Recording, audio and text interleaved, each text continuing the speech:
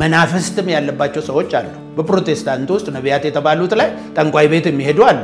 አልገባኝ ጠንቋይ ቤት ሄደው ቤት ነገር በጣም እየተደጋገመ ነው ዳይመንድ የምትመስል ጥቁር ወይም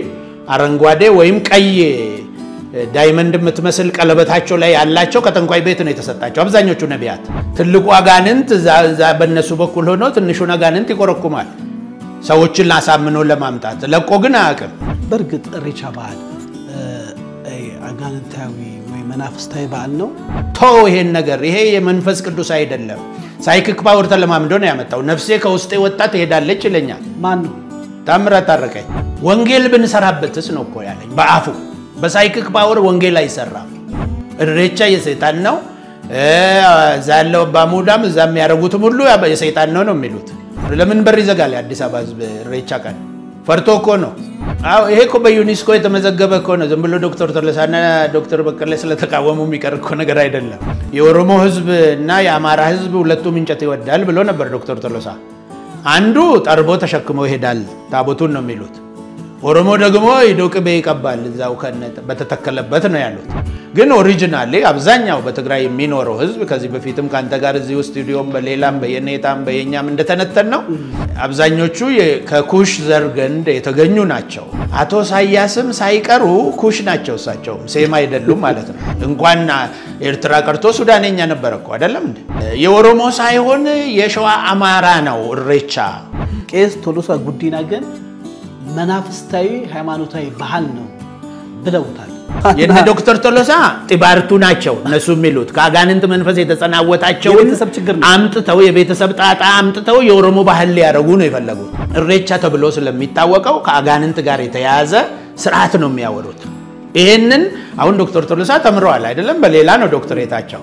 ይሄንን አጥንቶ ነው ማውራት የቤተሰባቸውን ጣጣ የኦሮሞ ህዝብ ሁሉ ባህል ለማድረግ የለባቸው ይሄ ሁሉ ኦሮሞ እንደሳቸው እንደናታቸው ሁሉ ማጋንንት አጓራበተ እነሱን ለማስቀየም ነው ከድሮ ጀምሮ ዶክተር ተሮሳ የሚያረጉት አረ ዶክተር ተሮሳ እኮ ለኢትዮጵያ ክርስትና ብዙ ዋጋ ይከፈሉ ምን ከፈሉ ይህ ህዝብ አንድ ከሆነ እንዴትስ ሊከፋፈል ይችላል አሁን እርሶ ከሚኖሩባት ከአሜሪካን አገር ወንድና ወንድ ከምታጋባ ሴትና ሴት ከምታጋባ ቤተክርስቲያን በላይ የኢትዮጵያ ቤተክርስቲያን ወድቃለች ወይ ተለየ ችግር የለብም ኬት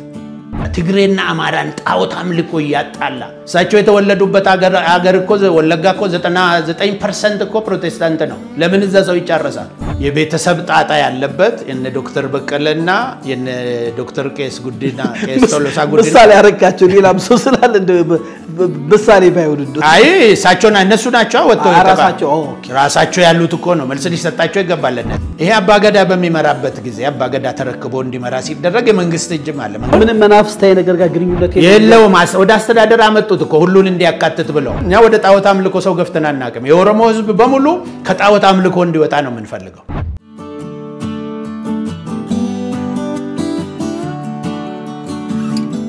ሰላም ጤና ይስጥልኝ ውድ የሃሌታ ሚዲያ አድማጭ ተመልካቾቻችን በአለም ዙሪያ ያላችሁ ሰላምና ፍቅርን ተመኘን አዲሱ ዘመን እንዴት ነው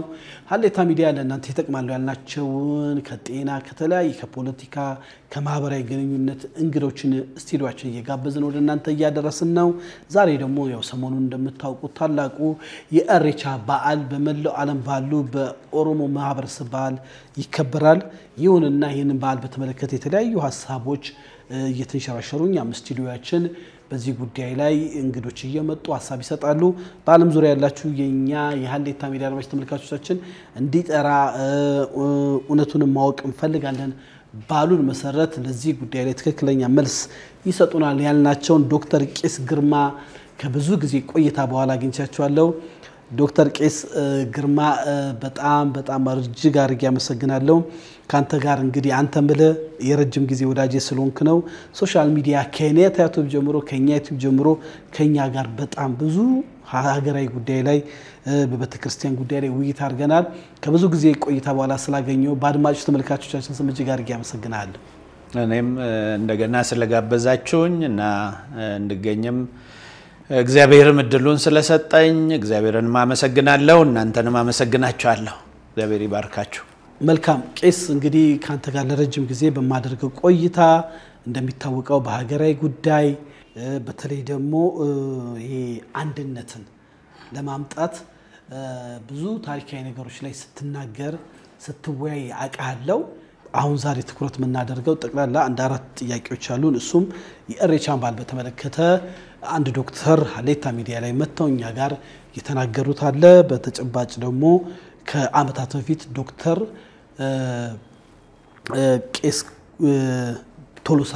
ጉዲናም ኢሬቻ በዓል ጀስት መናፍስታዊ ወይ አጋንንታዊ በዓል እንደሆነ አስረድቷል ከሳቸው በኋላ ነው ይሄ ዶክተር መጻፋቸውን ይዘው መተውኛ ጋም ከተለያዩ ሚዲያም ቀርበው በዚህ ጉዳይ ተናገሩትና ለዚህ ጉዳይ አንተ ስለ ኢሬቻ በዓል ጥንታዊ አስተምሮ ሃይማኖታዊ ስርዓቱ ምን እንደሚመስል በረጅም ጊዜ ከኔ ጋር ፈተተት ታርጋ አውርተው ነበር ድጋሚ ማስተዋወስ ስለሚያስፈልግ አይን ጉዳይ ተከታተለ ከሆነ ዶክተር እንግዲህ ያቀረቡትን እኛ ሚዲያ ላይ አይታል ዶክተር ቶሎሳም በአደባባይ የተነገሩትን ፕሮግራሞች አይታልና በርግጥ ኢሬቻ በዓል አጋንንታዊ ወይ መናፍስታዊ በዓል ነው ይሄንን ሁሉ ሚሊዮን ህዝብ የሚያከብረው የኦሮሞ በዓልን በዚህ መልኩ መናገር ተገቢ ነው የሚሉ ሰዎች አሉ ምትለ ነገር ካለ በርግጥ እንግዲህ ኢሬቻ አሁን የቀረበ ስለሆነ ስለ ኢሬቻ ከዚህ በፊት በስፋት ተነጋግረናል ከአዲስ ኪዳን በፊት የነበሩ የኩሽ ህዝቦች የአምልኮ ስርዓት ሌሎችም የተለያየ የአምልኮ ስርዓት አላቸው የሴም ህዝብም የኩሽ ህዝብም እንደዚሁም የኩሽ ማለት የካም ልጆች ናቸው እየቆየ መጣ በአንድ አምላክ የማምለክ ነበር ከዛ በኋላ ክርስትና በመጣ ጊዜ ደግሞ ክርስትናን ተቀበሉ ከዛ በኋላ በተለይ ወደ ሀገራችን እስልምና ሲመጣ ደግሞ እስልምናን ተቀበሉ በዚህ ምክንያት እየተዳከመ ሄዶ የጥንቱ የአምልኮ ስርዓታቸው ማለት ነው የዋቄፈታ ለምሳሌ የኦሮሞ ዋቄፈታ ስርዓት የሚባለው እየተዳከመ ሄዶ ኋላ እንግዲህ የተለያዩ ነገሮች ተፈጥረዋል ከዚህ በፊት ስለ ኦሮሞ ጥንታዊ አምልኮ ወይም ስለ ዋቄፈታ ስናነሳ ለስምንት በዓላት አካባቢ እንደነበሩት ከዛ ውስጥ አንዱ የሰንበት በዓል ብለን ነው የጀመርነው ታስታውስ እንደሆነ ከእስራኤል ጥንታዊ በዓላት ጋር የእስራኤላውያንም በመጽሐፍ ቅዱስ ወደ 8 በዓላት አሉት አብዛኛው ተወራራሽ ነው የጥንት በዓላት እስራኤላውያንም ራሳቸው አልነበራቸው የመጀመሪያው ሰው ተጠርቶ የወጣው አብርሃም ነው ከዛ በኋላ ነገሩ ያደገ መጥቶ ሙሴ ጋር ደረሰ ሙሴ ደግሞ መጥቶ አብርሃም መጀመሪያ ሲሄድም እኔ ወደ ማሳይ ሀገር ከቤተሰብ ከቤተ ዘመድ እና ከሀገር ተለይተህ አለው እግዚአብሔር ወደ ማሳይ ምድር ውጣ አለው እግዚአብሔር ያሳየው ምድር ደግሞ ወደነ መልከጼዴቅ ሀገር ነበር እነ መልከጼዴቅ ጋር መጥቶ ሃይማኖትን ነው የተማረው አብርሃም ሃይማኖት ስላልነበረው መልከጼዴቅ ደግሞ በመጽሐፍ ቅዱስ ውስጥም በአዲስ ኪዳንም በብሉይ ኪዳንም እንደተጠቀሰ ኢየሱስ ክርስቶስ ኢየሱስ ዘላለማዊ የክህነት ምሳሌ ራሱ በመልከጼዴቅ ክህነት ነው የተመሰለው እና ትክክለኛ አምልኮ ስርዓት የነበራቸው ማህበረሰብን ይመራ የነበረ በክህነቱም በንግስናውም ይመራ የነበረ ሰው ነው መልከጼዴቅ ስለዚህ ወደሱ ነው የተላከው ሲመጣም ወደሱ ነው የመጣው እንዳውም የአስራት አከፋፈልን የሃይማኖት ስርዓትን ሁሉ ከሱ እንደተማረና አስራቱ ራሱ ለመልከጼዴቅ ከፈለ ይላል ወይም አመጣ ይላል እና አስራት ራሱ እዛ ነው የተጀመረው አብርሃም ምንድነው ሃይማኖት ሊማር ነው ወደዛ እግዚአብሔር ይላከው ማለት ነው እኔ ከዘሮች ከዘመዶች ከቤተሰብ ከሀገር ተለይተ ወደማሳይ ምድር ውጣ ሲለው ወደነ መልከጼዴቅ ምድር ነበር የተላከው ከዛ ነው ሃይማኖትን የተማረው እግዚአብሔር ቢጠራው ከእግዚአብሔር የምትማረው ነገር አለ ከቀደሙ አባቶች ደግሞ የምትማረው ስለነበረ ከመልከጼዴቅ ተምሮ አብርሃም ተመለሰ ያንን ያመለከ ቆየ ይስሐቅን ወለደ ይስሐቅ ደግሞ ያዕቆብና ኢሳው ወለደ ያለ የሰው ዘር እየቀጠለ መጣ ማለት ነው በዛ መሰረት ነው እስራኤላውያን የተባሉት በያዕቆብ ላይ ነው ስም ከዛሬ ጀምሮ ያዕቆብ ሳይሆን እስራኤል ይባል እስራኤልም ዛሬ የምትጠቀምበት ስም ያኛውን ስም ነው እግዚአብሔር ያን ቀን የቀየረው እና እስራኤላውያን ይሄንን ትክክለኛ ያምልኮ ስርዓት ከየት አመጡት ነው አንደኛ ከእግዚአብሔር ዘንድ ነው ሲጀመርም አምልኮ ስርዓቱ ለነመልከጼዴቅም ከእግዚአብሔር ስለተሰጠ ሁለት ደግሞ የተማሩት ከነመልከጼዴቅ ነው ከዛም በኋላ ወደ 430 ዓመት ደግሞ በባህርነት በግብጽ በተቀመጡበት ጊዜ ሃይማኖቱንም ረስተው ወደ ባዕድ አምልኮም ተመልሰው ስለነበረ እግዚአብሔር በምክንያት አድርጎ ሙሴን ከፈርዖን በፈርዖን እንዲሰደድ አድርጎት ወደ ሚዲያን ሀገር መጣ እና ዮቶር የሚባል ካህን ጋር ገባ እዛ ቁጭ ብሎ ተማረ የከተማይቱ ካህን ልጅም አገባ ይላል እሷም ደግሞ ኢትዮጵያዊት ነበረ ይችላል ስለዚህ ያ ቦታ የት ነበር ማለት ነው ሙሴ የተሰደደበት ሚዲያን የሚባለው ኢትዮጵያዊነት ያኔ የአካባቢ ስም አልነበረም የሀገር ስም ስለነበረ ወደ ኢትዮጵያ ነው የተሰደደው ማለት ነው ከኢትዮጵያውያን ነው መጥቶ ሙሴ ሥርዓትን የተማረው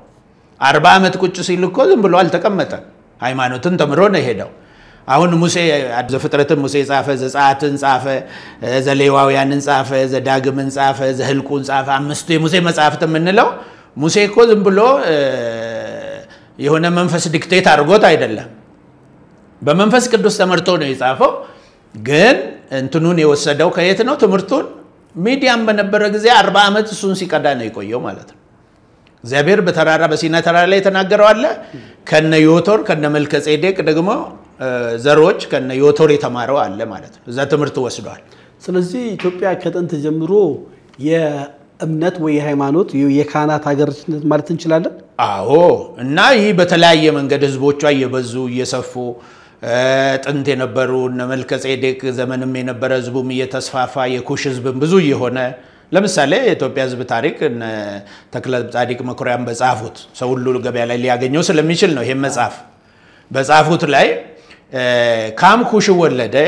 ኩሽ ኢትዮጵስ ወለደ የኢትዮጵስ አምስተኛው ትውልድ ቡልቃያ ይባላል ቡልቃያ 5 ልጆች ወለደ ይላል እዛ መጽሐፍ ላይ አንደኛው ሳባ የሚባል ነው ሳባ ደግሞ ያሁኑ ትግሬ ተብሎ የሚጠራው ህዝብ አባት ነው ይላል አሁን እዛ የሰሜን ህዝብ የእንትን ህዝብ ነው አይደል የሚባሉት ምንድነው የሴም ህዝብ አይደል የሚባለው ግን ታሪኩ እንደሱ አይልም የሴም ህዝብ አይላቸው የትግራይ ህዝብም ማለት ነው የኩሽ ዘርግንድ ላይ የቡልቃ የልጅ ልጆች የሳባ ልጆች ናቸው ሴም አልተቀላቀለም ወይ መጥቶ ለሚለው የተቀላቀሉ የሴም ዘሮች አሉ ከመካከለኛ ምስራቅ የመጡ ግን ኦሪጂናሊ አብዛኛው በትግራይ የሚኖረው ህዝብ ከዚህ በፊትም ካንተ ጋር እዚህ ስቱዲዮም በሌላም በየኔታም በየኛም እንደተነተን ነው አብዛኞቹ ከኩሽ ዘርግንድ የተገኙ ናቸው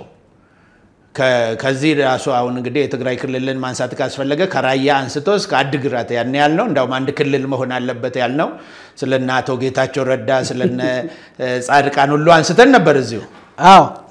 ባንዱ ጉዳይ ላይ ስታወራ እንደው ካነሱ አይቀር ሳንዘነጋው እንሂድና በትንቢት መልክም ተናግረሃል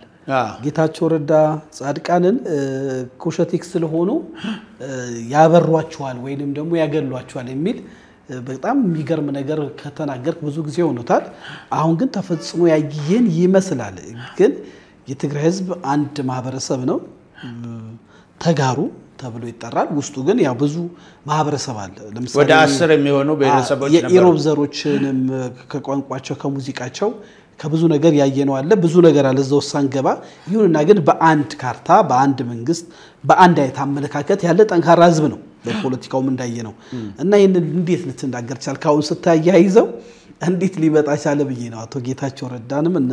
ጀነራል ጻድቃንንም ተናግራ አልቀድመ እንዴት ሊሆን ቻለ ግራ ገብቶናል ያው እንግዲህ አሁን እኔ ታሪኩን ነው ያወራሁት ታሪኩን ታወራና ፖለቲካው እንድምታው ወዴት እንደሚሄድ ትንተናውን ታስቀምጣለህ እና ፕሬዲክሽን ወይም ደግሞ ትንበያ አሁን ነቢያት የሚተነብዩት ምናምን የሚባለው የወደፊት አይደለም የሚተነብዩት አየር ላይ ተደርጎ የነበረው ነገር ያዩና ይነግራሉ የትንቢት አይባልም እሱ ምንድነው የሚባለው መገለጥ ነው የሚባለው ወይም የውቀት ቃል ይባላል ማወቅ ነው የሚባለው ያለፈው ነገር አወቅ ይባላል የወደፊት ተነበይክ ነው የሚባለው የወደፊት ሲሆን ያልሆነውን ነገር ስትናገር ነው ትንቢት ሊባል የሚችለው ማለት ነው ስለዚህ ያኔ ተነበይኩት ምንድነው የነዚህ ዘርግንዳቸውን ሳጠና ጀነራል ጻድቃንና አቶ ጌታቸው ረዳ ከኩሽ ዘርግንድ እንደሚመዘዙ ጎሳቸውን አወኩኝ እንተናወኩና ረጅም አብረው እንደሚሄዱ ለጊዜው ይጠቀሙባቸዋል እንጂ ይጥሏቸዋል ነው ያልኳቸው እና አሁንም ተጋይተው እነሱ አሁን ከኢትዮጵያ መንግስት ጋር ከዶክተር አብይ ጋር ሆነው እንዳውም አቶ ጌታቸው ረዳ ውስጡ ከባድ ነው ማለት ነው የምትለው ነገር እንትን ነው ፖለቲካ እንድምታው ሳይሆን የዘርና የደም ጉዳይ ያለው ይያልከና አላው እና ያ ደግሞ እንደዚህ ይሄዳል ነው አካሄዱ እኔ ሰርቷል ማለት ነው ትክክለኛ እንትኔና እንደሱ ስትለው እንግዲህ ምንድነው የትግራይ ህዝብን ስለ ኩሽ ልጆች ያወራው ነውና ሳባ የነሱ የአባታቸው እንደነበረ ሳባ የሚባለው ሁለተኛው ደግሞ ለክንዱ የሚባል ሶስተኛው በለው የሚባል አራተኛው ከለው የሚባል አምስተኛው ኖባ የሚባል ነው ይላል አምስቱ ልጆች እነዚህ ናቸው ከለው የሚባለው ያሁኑ አማራ የተባለው ህዝብ አባት ነው ይላል አማራና ኦሮሞ አማራና ኦሮሞ የከለው ልጆች ናቸው ኦሮሞና አማራ ያንድ አባት ልጆች ይያሉ ዝርያቸው ካንድ ነው የኩሽ ልጆች ናቸው አንድ ናቸው አሁን አማራ ተብሎ ያለው ህዝብና አሁን እዚህ ጋር ኦሮሞ የተባለው እዛም የቀረው ኦሮሞ አላ ያንድ አባት ልጆች ናቸው እዚህ ጋር ግን መያዝ ይችላል ኦኬስ አሁን ባለው ፖለቲካ እንድምታ የታሪክ አዋቂ ነን የሚሉት ይሄንን ታላቅ ህዝብ ሲከፋፍሉት ነው የምናየው እንደው ብዙም በተከገባው አንዳንድ ፖለቲከኞችም ይናገሩታል ለምሳሌ የኤርትራው ፕሬዝዳንት ኢሳያስ አፈወርቂ ቅርብ ጊዜ ባደረጉት ንግግር አንድ አስደንጋጭ ነገር ተናግሯል ከተናገሩት ማለት ያው ፖለቲካው እንዳለ ሆኖ ኢትዮጵያ ውስጥ ያለው ችግር የኩሽና የሴም ህዝብ ችግር እንደሆነ ኩሾች እንደ ገዢ መደብ አድርጓቸው ሴሜቶችን እንደሚያጠቁና አንድ ላይ መሰለፍ እንዳለባቸው ሲናገሩ እንሰማለን በዚህ ሀገር ያሉት ታጣቂዎች ደግሞ አሁን ካየው በተለያየ መልክ ታሪኩን ያወራሉ ይሄ ህዝብ አንድ ከሆነ እንዴትስ ሊከፋፈል ይችላል አሁን ኦሮሞ ማህበረሰብና የአማራ ማህበረሰብ ተጣልቷል ብለን አናስብም ህዝብ ማል ችግር የለም ሊቃንና የፖለቲካ ክንፍ መሪዎች ግን የተለያየ ህዝብ አንዱ ጨፍጫፊ አንዱ ተጨፍጫፊ አንዱን አሳዳጅ አንዱን አፈናቃይ ተደርጎ እንሰማለን እና እንደው የአንድ አባት ልጆች ጸብ ነው ብለን እንሰደው ወይስ እውነት የተለያዩ ማህበረሰቦች ናቸው በአመለካከትና እሱ ለፖለቲካ ፍጆታ ነው አቶ ኢሳያስም ይናገር ወይም አቶ ሌንጮ ለታም ይናገር የድሮ ፖለቲከኞችን መጥቀሴ ነው ወይም ደግሞ ከድሮ ፖለቲከኞች ማናል በዚህኛው ጽንፍኝ ናቸው በዛኛው ድሮ ከነበሩት ውስጥ ማለት ነው በጣም ካረጁት ውስጥ ይናገር ለፖለቲካ ፍጆታ እንጂ እውነታ ስላለው አይደለም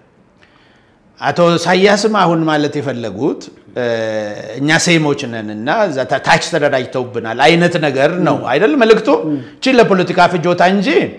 አቶ ኢሳያስም ሳይቀሩ ኩሽ ናቸው እሳቸው ሴም አይደሉም ማለት ነው ለምን ካልከኝ በሙሉ አሁን ኤርትራ ይኖረው ያሁኗ ኤርትራ የድሮዋ የኛ ግዛት የነበረችው የባህረ ነጋሽ ነዋሪዎች ወታደር ተደርገው ነው ወደዛ የተላኩት እንጂ የሰራይም ሆነ የአማሴን ህዝብ ከደምቢያ ነው ሄደው ከጎንደር ውስጥ እዛ የነበረው ደግሞ የኩሽ ህዝብ ነው ይሄ ከደምቢያ ስለመሄዳቸው ደግሞ የራሳቸው ዋናው ታሪክ ጻፊ የኢትዮጵያ በአፄ ኃይለ ሥላሴ ጊዜ የፍትህ ሚኒስትር የነበሩ አቶ በረከት ሀብተ ስላሴ ስለዚህ ከደምቢያ እንደሄድን ይሄ በታሪክ ይታወቃል ብሎ ተንትነዋል ማንኛውም ሰው በረከት ሀብተ ስላሴ ብሎ ዩቲዩብ ላይ ከገባ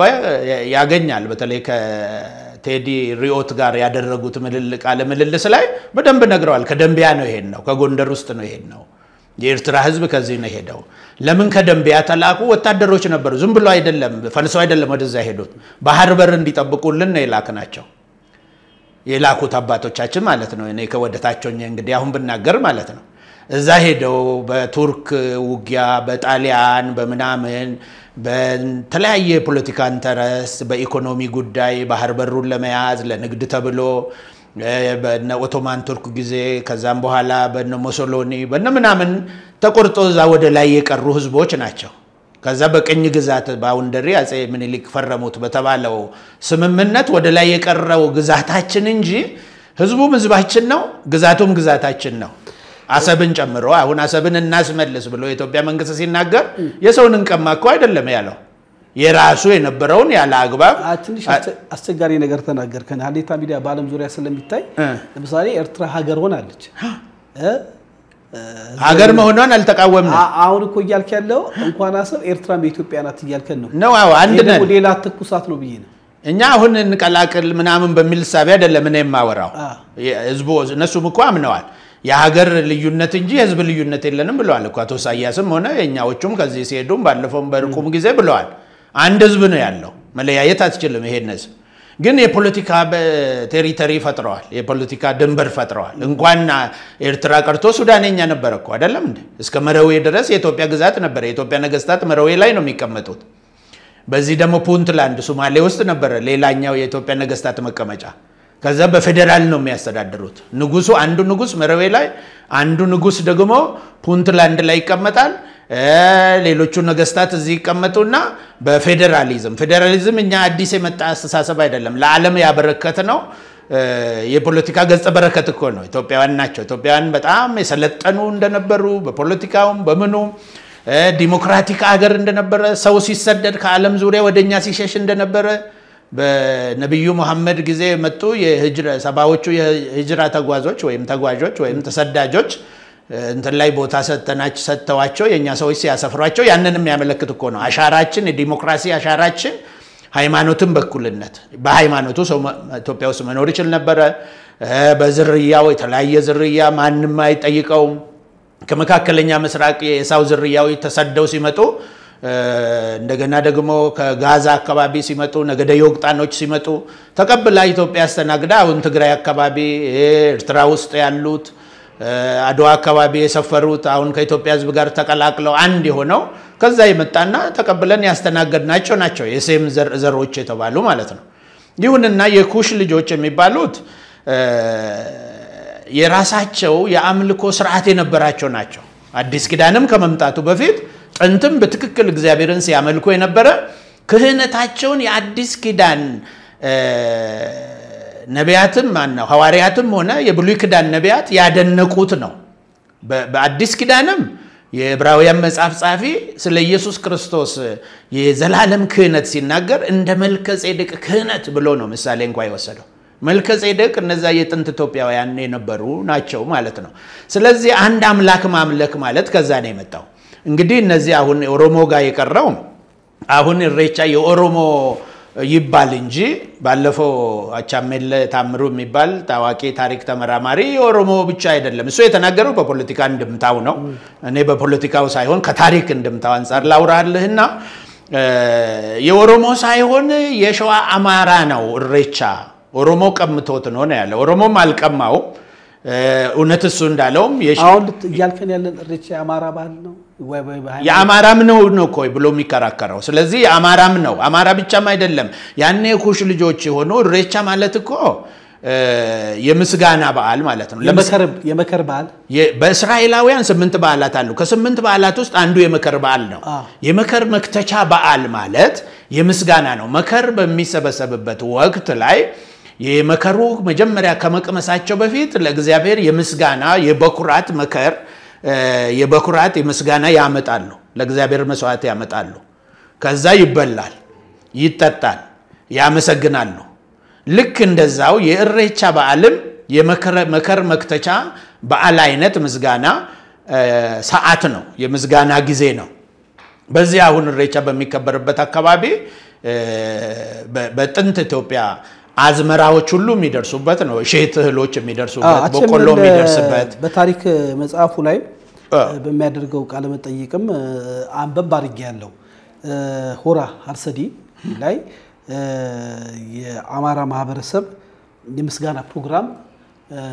በሃይማኖታዊ በኦርቶዶክስ ሃይማኖታዊ ስርዓት ያደርግ የነበረበት ቦታና ታሪክ ነው አሁን እንዳልከው ከኦሮሞ ማህበረሰብ ተወስዶ በትናይት እንደምታ ያ ፖለቲካ ነገር ኦርቶዶክስ አሁን ነው የመጣው አሁን ይሄ ታሪክ የነበረው ከዛም በፊት የነበረ ስርዓታቸው ነው በኩሾች ስርዓት ውስጥ በኩሾች አምልኮ ስርዓት ውስጥ ለእግዚአብሔር ልክ እስራኤላውያን ራሱ እኮ ከኛ ነው የወሰዱት ይያልኩ እኮ ነው የመከር መክተቻ በዓል ምስጋና እና አብርሃም እና ይስሐቅ የወሰዱት እና ሙሴ የወሰዱት ከኛ ነው ጥንትም የተላኩት ወደኛ ነው አብርሃም ራሱ የተላከው እኮ ወደኛ ነው ወደነ መልከጼዴቅ ነው እንዴ ወደ ማሳይ ህዝብ ሲለው ለአብርሃም ወደ ሰሜን አውሮፓ አይደለም የራከው ወደ ኢትዮጵያ ወደ ጥንት ኢትዮጵያ ነው ኢትዮጵያ ግዛት እንግዲህ ያሁኗን አታስብ ያኔ ሱዳንም ጭምር ግብጽን እንኳን ጨምሮ የኛን እንደነበረ ታሪክ ያወሳል 25ኛው የግብጽ ንጉስ የግብጽ ዳይናስቲ በትክክል እነሱም ይናገራሉ ኢትዮጵያዊ ነበር እና ፒያንኪ የገዛበት ጊዜ ፒያንኪ ኢትዮጵያዊ ነበር እንደገና መጽሐፍ ቅዱስ ላይ የተጠቀሰው አንድ ንጉስ አለ እሱም ራሱ ኢትዮጵያዊ ንጉስ ነበር እና ተርሃቅ ነው የሚባለው ተርሃቅና ፒያንኪ ኢትዮጵያውያን ነበሩ የተራሃቅ የኢትዮጵያው ንጉስ ተራሃቅ ይላል መጽሐፍ ቅዱስ ላይ ራሱ ማለት ነው ያንዳንዱ ሰው እጅ የሚገኝ ስለዚህ ኢትዮጵያ እስከዛ ትገዛ ነበር ተራሃቅና ፒያንኪ ደግሞ ግብጽን ጭምር ይገዙ ነበር እስከ መጨረስ እስከ ባህሩ ጥግ ድረስ እስከ ሜዲትራኒያን ባህር ድረስ በዚህ በኩል እስከ ህንድ ባህር ድረስ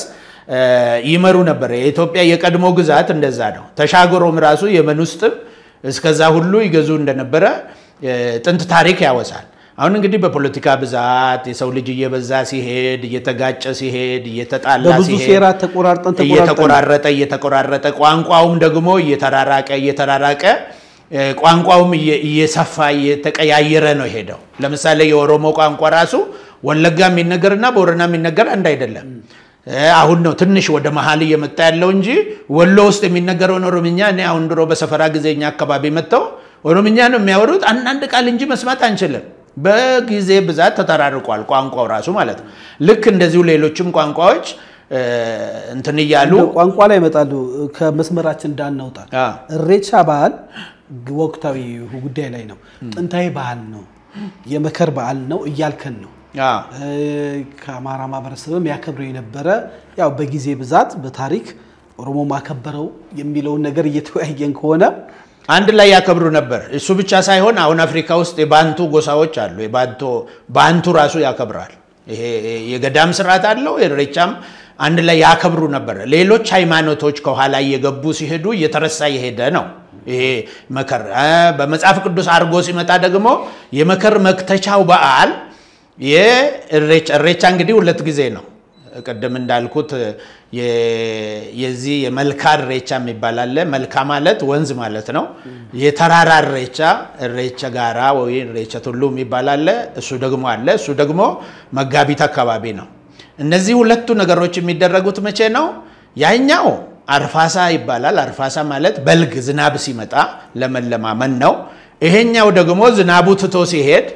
ፀሐዩ በደንብ ሲወጣ እህል ሲደርስ የሚደረግ ነገር ነው ይሄኛው ደግሞ ማለት ነው ሁለቱም ተራራም ነው መልካው ወንዙ ጋር ዳር ለጸሎት ነው የምስጋና ነው እዚህ ጋር እንዲያዝ ወደ ዋናው ጉዳያችን ጥያቄ ስለመጣብን ዶክተር በቀለ በዳዳ የሚባሉ እዚህ የኔታ ቲቪ ላይ የመጡ ሰውና ቄስ ቶሎሳ ጉዲና ግን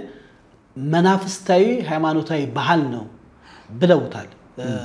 ይሄን እንዴት ታየዋለህ ከዚህ በፊት ዶክተር ቶሎሳ ተናግሮ ስለነበረ እሬቻ ጣዖት አምልኮ ነው እሬቻኛ ቤትም ነበረ ከናቴ ላይም አጋንንት ቤተሰቦቼን ገሎብኛል በዛኛው ጊዜ ደግሞ ከናቴ ላይ ራሱ መንፈስ ይወርድ ነበር በኦሮምኛ ያንራ መርጌ ይባላል ያንድን ያደርጋት ነበር ስለዚህ እኔ በአይኔ አይቼው አውቀዋለሁ የአጋንንት ነው ያ ደግሞ የሚሆነው በእሬቻ ቀን ነው ብሎ ተናግረዋል ዘንድሮ በተናገሩት ደግሞ ምንድነው ያሉት የሌለ መልክ በግ የሌለ መልክ ዶሮ ነው የሚጠይቀው እኔም ማቀው ነው አጋንንት ነው ይሄንን እደዱ ይሄንን አምጡ ይላል ብለው ሁሉ ሲናገሩ ነበር ይሄን ፈጽሞ ከእሬቻ ጋርም አይገናኝም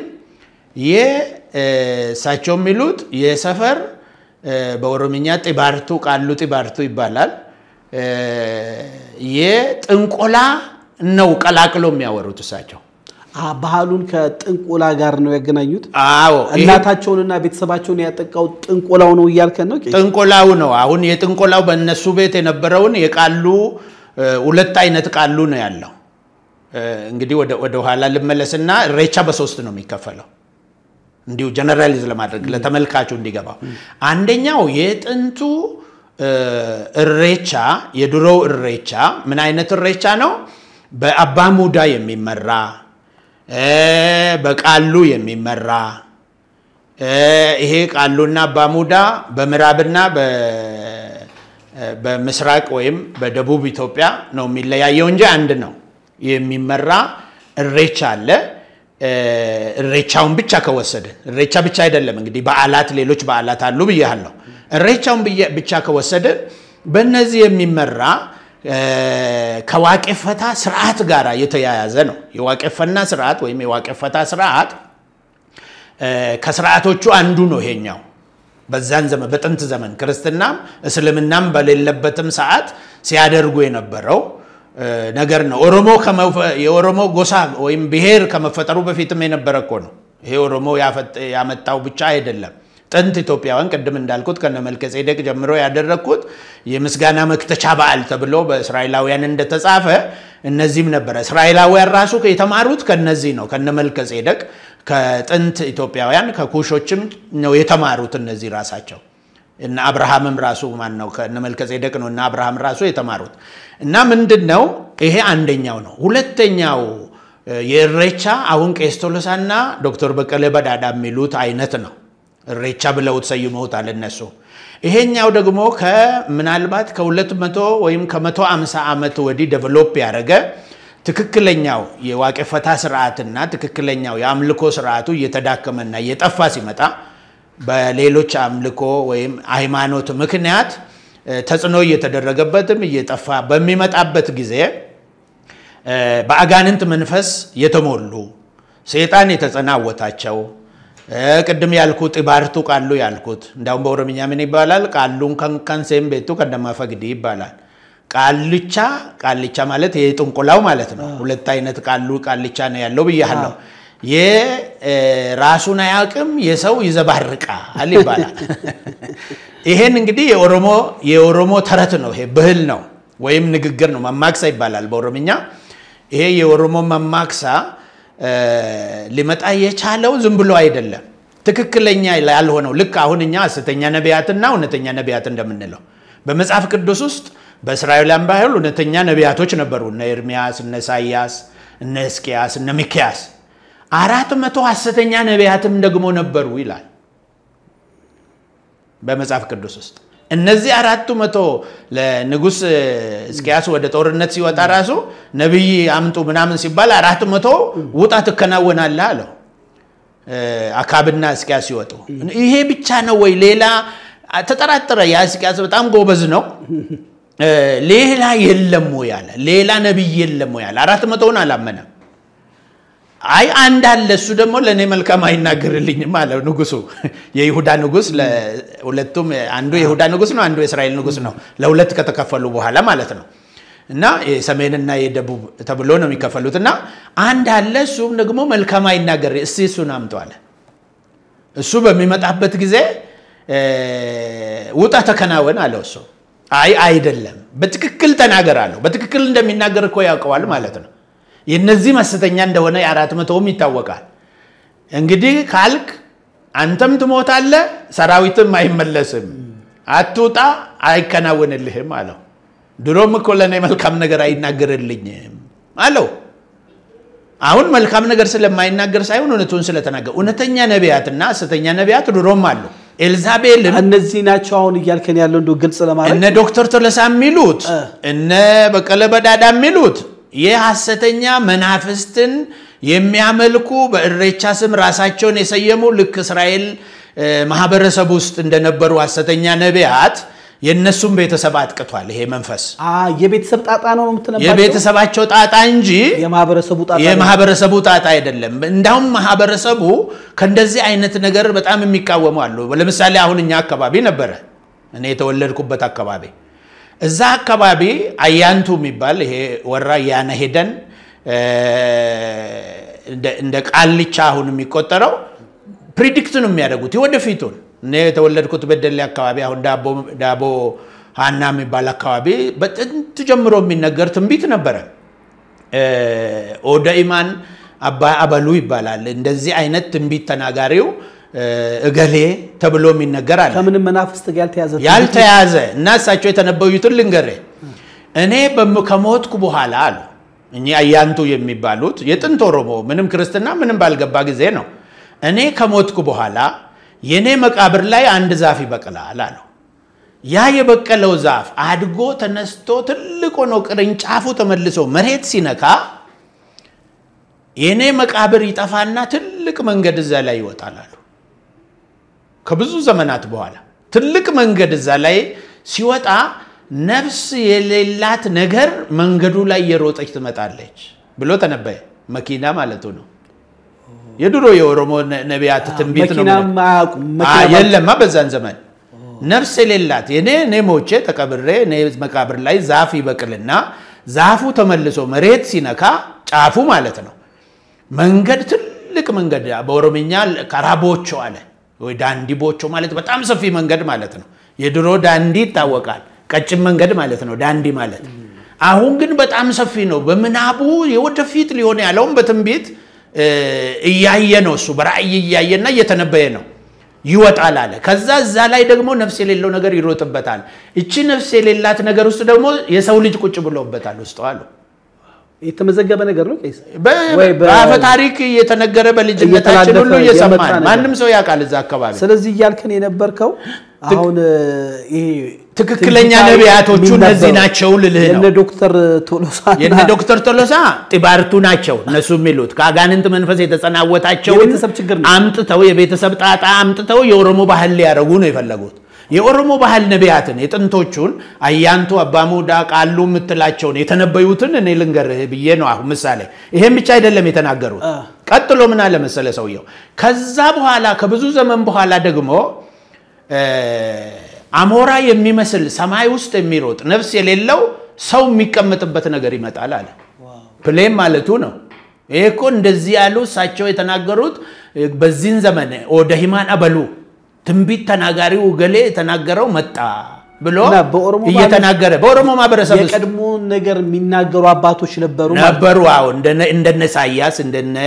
ኤርሚያስ እንደነ እስቄል መጽሐፍ ቅዱስ ላይ እንደምታከብራቸው ነቢያቶች እንደውቃል ዶቄስ እሬቻ መጽሐፍ ቅዱሳዊ ነው ከመጽሐፍ ቅዱስ ጋር አይገናኛም መጽሐፍ ቅዱስ እኮ የእስራኤል ታሪክ ነው ብሉይ ኪዳን በሙሉ የእስራኤል ታሪክ እኮ ነው እኛ ተቀበልነው ነው ክርስትናን ስንቀበል እኛ ተቀበልነው አይደለም ባህሉንም ተቀበልን አሁን ከዛ ጋር ተመሳሳይ ነው ማለት ተመሳሳይ ነው በዛም ዘመን ምስጋና ባል ጋር ነው በሁሉም ማበረሰብ ውስጥ ነቢያት አሉ በእስራኤልም እንደነበሩ ሁሉ በኦሮሞም ነበሩ ማለት ነው ከዛ በኋላ ምን አለ ሰውየው ፕሌን መጣ አሁን ሶስተኛ የተነበየው ትንቢት አለ አልመጣው በመጨረሻው ዘመን አለ አሁን እሱ አልተፈጸመም በመጨረሻው ዘመን ደግሞ የሰው ልጅ ከመድር ላይ ያልቃል አለ አልፎ ሰው ልጅ ይቀራል ያን ዘመን ከጥጋብ የተነሳ የሰው ልጅ አለ የጥቁር ላም ወተት አሁን የላም ወተት ሰው ይተቀም የለም ሌላውን እንጠቀም ጥቁር ላም ግን አንጠቀምም ብሎ በጥቁር ላም ወተት አጥር ያጥራሉ አለ አጥር በገጠር እንደዚህ የተተከለ በውሃ ያፈሰስከ አይደለም እሱን አፈር ላይ እየጨመሩ በሱ ያራሱ አጥር ይተከላሉ በመጨረሻው እንዲህ አይነት የጥጋብ ዘመን ይመጣል ብሎ ተነግሯል አዎ የሰው ልጅ በመጨረሻ ዘመን ደግሞ ይሄ ይሆናል አለ ይሄ በራእይ መጽሐፍት ውስጥ የሺህ ዓመት መንገስ በሚባልበት ጊዜ ሁሉም በሚያልቅበት ክርስቶስ በሚመጣበት እኛ የምንለው አይነት የተነበዩ ናቸው እንደዚህ አይነት ትንቢት ተናጋሪ በኦሮሞ ጥንታዊ ባህል ጥንታዊ ነቢያት ወይም ኦደሂማ በመንለው ውስጥ አያንቱ ይሄ መንፈስ መጥቶበት በሚናገረው ሰዎች ትክክለኛው ይሄ አላው በትክክል የተፈጸመ አሁን ቄስ ቶሎሳና ዶክተር በቀለ በዳዳ የሚሉት አጋንንት ሰፍሮባቸው ቤተሰባቸውን ሲያስጨንቅ እከራ ዱብፍቱ ጋር ሄድን ይላል እከራ ዱብፍቱ ማለት የሙት መንፈስ ጠሪ ሳውል ያስጠራው አይነት ማለት ነው እከራ ዱብፍቱ ከተባለ በኦሮሞ ባህልም ይሄኛው ከጥንቆላ ጋር ነው የሚያያዘው ከዚህ ከመተት ከጢባርቱ ነው የሚባለው በኦሮሚኛ ጢባርቱ ማለት የሆነ ትብታብ ከእውነተኛው የተለየ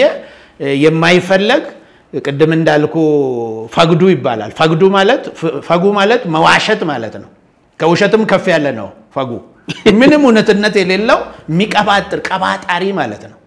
ይሄ ከቀባጣሪ ጋር ነው ቃሉን ከንሰም ቤቱ ከነማፈግዲ ማለት ቀባጣሪ አሁን ዶክተር በቀለ ሳቸው በሌላ ትምህርት ጎበዝ ሊሆኑ ይችላሉ በእንትን ሊሆኑ ይችላሉ ይሄን ያላወቁ ያላጠኑ አንዳንድ ኢንተርቪው የሚያደርጓቸውም እዚህም ሚዲያ ላይ ራሱ ከፈረሱ አፍ ብሎ ነው የሰሙት ከፈረሱ አፍ ስለ ጥንቆላ እንጂ ስለ ትክክለኛው የጥንት የኦሮሞ የአምልኮ ስርዓትና ስለነበረው እሬቻ አይደለም መግለጽ የፈለጉት ሳቸው በመሃል ላይ ስለተፈጠረው ሁለተኛው የእሬቻ ተብሎ ስለሚታወቀው ከአጋንንት ጋር የተያያዘ ስርዓት ነው የሚያወሩት ይሄንን አሁን ዶክተር ቶሎሳ ተምረዋል አይደለም በሌላ ነው ዶክተሬታቸው ይሄንን አጥንቶ ነው ማውራት ዝም ብሎ ቤተሰባቸው ውስጥ ይሄ ቤተሰብ ጣጣ ስላለባቸው ሳቸው የቤተሰባቸውን ጣጣ የኦሮሞ ህዝብ ሁሉ ባህል ማድረግ የለባቸውም ይሄ ሁሉ ኦሮሞ እንደሳቸው እንደናታቸው ሁሉ መጋንንት አጓራበትም ሁሉ መጋንንት ጥቁር አምጣ ነጭ አምጣ እንትና አምጣ ተብሎ የተባለ ኦሮሞ የለም ለምንድን ነው ሊያገናኙት የፈለጉት ጌታ ምን ይመስላል እኔ የሚመስለኝ እነዚህ ሰዎች የተላኩ ነው የሚመስለኝ ተልኮ ነው ፖለቲካ ከጀርባው የፖለቲካ እንድምታ ነው ለምን በላይ በጣም ብያለሁ ለምን በላይ ዶክተር በቀለ ለኦሮሞ ህዝብ መታደግ ቢፈልግ አድሬስ ማድረግ ቢፈልግ አብዛኛው የኦሮሞ ወጣት አሁን ያለው እሬቻ የሚሄደው አማርኛ መጽሐፍ ማንበብ አይችልም ለ30 አመት በቁቤና በእንግሊዘኛ በምን እየተማረ የመጣ ነው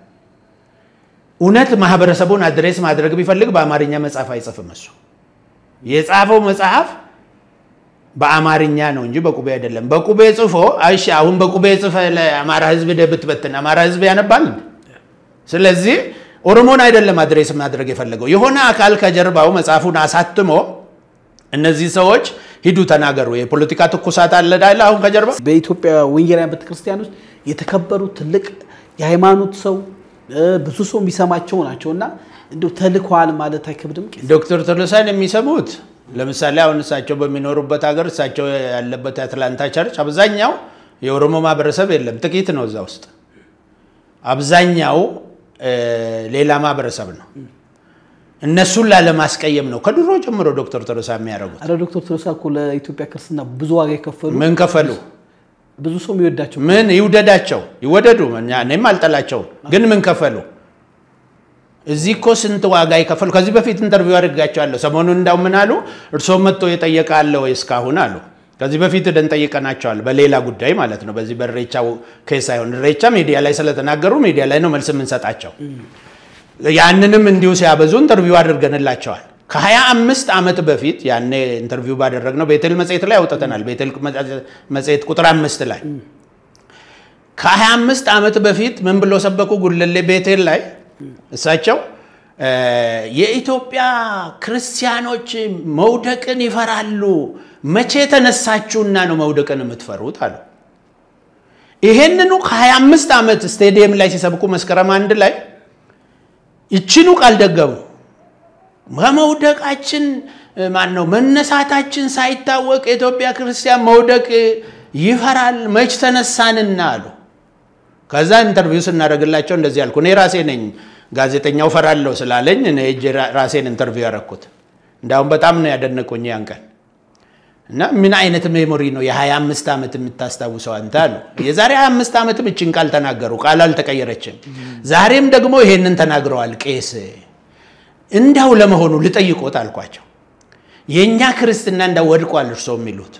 እርሶ ከሚኖሩባት ከአሜሪካን አገር ወንድና ወንድ ከምታጋባ ሴትና ሴት ከምታጋባ ቤተክርስቲያን በላይ የኢትዮጵያ ቤተክርስቲያን ወድቃለች ወይ ነው ያልኳቸው በጣም ነው የደነገጡት በዚህ ልክ ማንንም አይጠይቃቸው በእድሜያቸው በመናቸው ሁሉም ስለሚፈራቸው እንደዚህ ማይልም ውጪ ላይ ነው ሰው የሚያማውን አውጥቼ ነው የጠየቅኳቸው ለምን እንዲላሉ የሚሉትን በማህበረሰቡ የሚነሳውን ጥያቄ ለምን እንደዚህ የቱ ነው እንዳው እንጂ የተለየ ችግር የለብም ቄስ ምን ተገናኝተናና በምን የተለየ ችግር ይኖርና እኔ ኮሳቸው ብቻ ላይ አይደለም ፓስተር ጻዲቁ ላይ እናገራለሁ ሲሳሳት ሌሎች ላይ እናገራለሁ ምንም እንትን የለም ቄስ ዮናስ ባለፈው እነዚህ ሆሞሴክሹዋል ሲያመጡ ቄስ ዮናስ ወዳጄ ነው ያሳደገኝ ሰው ነው እንትን የለኝም እኔ እንደሱ አይነት ነገር ይሄ እንትና ነው ወዳጄ ነው አብልቶኛል አጠጥቶኛል አሳድጎ ከእውነት ጋር ብቻ ነው አንተንም ቢሆን በእውነት ብቻ ከተገናኘን ነው መስመር እንደዚህ ገንጠል ብለ ከሄድክ ሌላ ሰው ነኝ ማለት ነው እኔ መስመሬን አለቅም ያቺ ነው ይዤ የመጣሁት መስመር ነው መተባበው ቄስ ይሄ ጉዳይ ዋጋ አያስከፍልም ያስከፍልም ነው ለመክፈል ነው አይመጣ ነው ክርስቲያናን ስትቀበል እኮ እነ ጴጥሮስ በመጋዝ ተሰነጠቁ አይደል ኢየሱስ ወደ ላይ ተደርጎ ሲሰቀል ቄሳውን ይረዱሃል ጴጥሮስ ወደ ታይ ተዘቅዝቆ ነው ያቃሉ እነሱ እኮ ያቃሉ ግን እነሱ ምንድነው የሚፈልጉት አደበስብሰው ኑሯቸው መኖር ነው የሚፈልጉት እውነቱ ህዝቡ ጋር ለምንድን ነው ኢትዮጵያ ህዝብ እንደዚህ ሆነው አሁን ለምሳሌ ዶክተር ቶሎሳ ምን አሉ የአማራ ህዝብና ጣዖት አምልኮ ምን ያደረገ ኢትዮጵያን ህዝብ ይግለጹ አለ ጄኤምኤም ላይ የሚጠይቅ ወንድማችን ዳንኤል ሲጠይቃቸው ማለት ነው አማራና ኦሮሞን ያጣላ ትግሬና አማራን ጣዖት አምልኮ ያጣላ ጣዖት አምልኮ ያገዳደለ ያሉ ያጫረሳሉ ጥሩ እሺ እነሱን ያጫርስ ሳቸው የተወለዱበት አገር እኮ ወለጋ እኮ 99% እኮ ፕሮቴስታንት ነው ለምን እዛ ሰው ይጫረሳል ለምን እዛ ጦርነት እዛ አለ አንዴ መንግስት ሲያስተዳድር አንዴ እንትና ሲቀበል አንዴ እንትን ሲል መንገድ መሄድ ማገልገል ሁሉ አቅቶ መንገድ ላይ ምንመለስበት አለ መንገድ ተዘግቶ ምንቆምበት ጊዜ አለ እሺ ወንጌል የተቀበለው ወለጋ ህዝብ እውነት ጣዖት ከሆነ እሬቻ ከሆነ እንደሱ የሚያደርገው እሬቻ የሌለበት ወለጋ ለምንድነው ወንጌል የተቀበለው ወለጋ ለምን ሆነ ሎጂክ እንትኑ እሱ አይደለም ማለት ነው እውነቱ እሱ አይደለም እውነቱ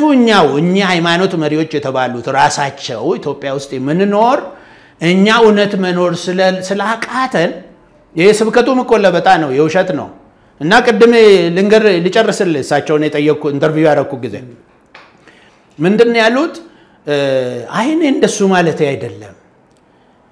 እንዳው ከኢትዮጵያ ከአሜሪካ ፓስተር የኢትዮጵያ ምዕመን ይበልጣል አሉ እሺ ምን ማለት ፈልገው ነው አልኳቸው ማለት የፈለኩት የአገሪቱ ኢኮኖሚ ወደቀ ነው ማለት የፈለኩት ደም ክርስቲያንና የኢትዮጵያ ክርስቲያን ከወደቀበት ሳይነሳ ለምን ውድቀት ይፈራል ነው አሉ እንደም ወደ ኢኮኖሚ አዞሩ አለኝ ቪዲዮ ተቀርጾ የተቀመጠ ነው ኢኮኖሚውን ነው ያልኩት አሉ ኢኮኖሚ ደግሞ እሺ ኢኮኖሚውንም እንውሰድ አልኳቸው እርሶ ከሀገር የወጡ ጊዜ እርሶ የተወለዱበት ቦጂ ጮቆርሳ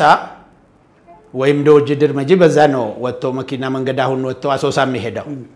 በዛን ቀን እዛ አካባቢ ነጆ ለመድረስ እነትሬ መኪና የድሮ መኪና 3 ቀን ነው የሚሄደው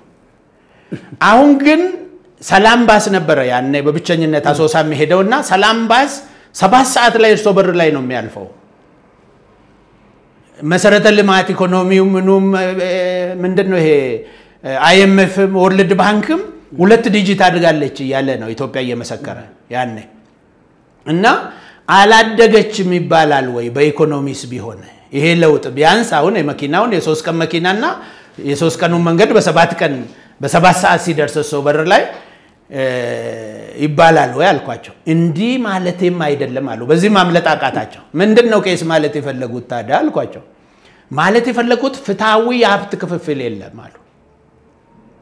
ያኔ ወያኔ ነበር የሚያስተዳድረውና ትግሬዎቹ ብዙ ሀብት ወስደዋል ኦሮሞ ሀብታት እሱም በግልጽ መናገር ነው እሱን ደግሞ ለቤተ ክርስቲያንኛ ላይ ሳይሆን ኢትዮጵያን ክርስቲያንና ሳይሆን መወቀስ ያለበት ኢትዮጵያ መንግስት ነው ይሄን ግን ሚዲያ ላይ እንዳታወጡብኛል እንዳትቆርጠው አንተም ይሄን ፓርት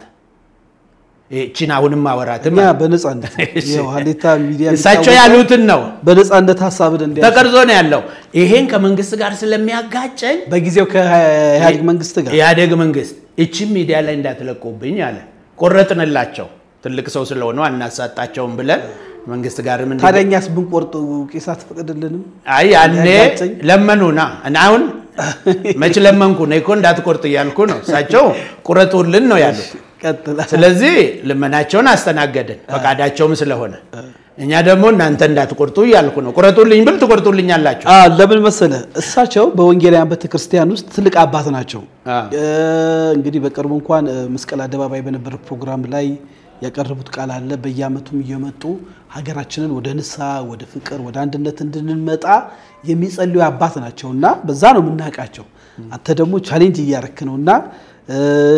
ዶክተር በቀለንም እንግዲህ በቂ መልስ ሰጥተዋል የቤተሰብ መንፈስ እንጂ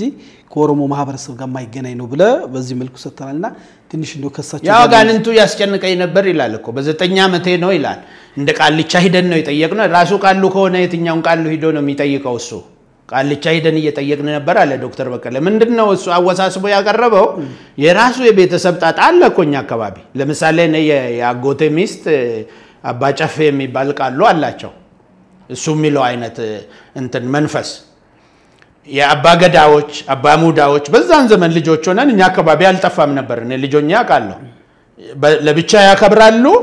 ይሄንን ደግሞ እንፈግዲ ቃሉ አደፈቃዱ ነው የሚባለው ሴትዮ ቃሉን ሳኔ እንፈጋ ይላሉ እዛው ደግሞ ያሉት እርሱ ራሱ ሌሎቹ ይሄንን የኦሮሞን ትራዲሽናል እንትን የሚመሩ ማይቀበሉ አባላጋ አባለፋ የሚባሉ አሉ በወቅቱ አባገዳ